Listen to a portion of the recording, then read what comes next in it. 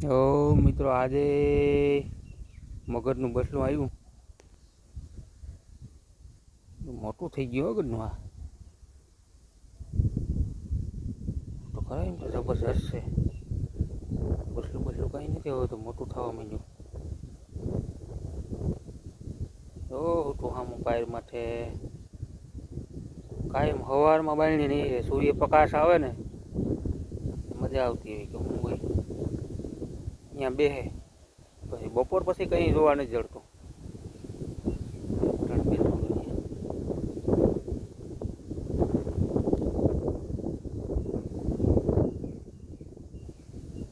બસલાનું ધ્યાન રાખવું પડે. બટકા બટકા ભરી લે ભાઈ.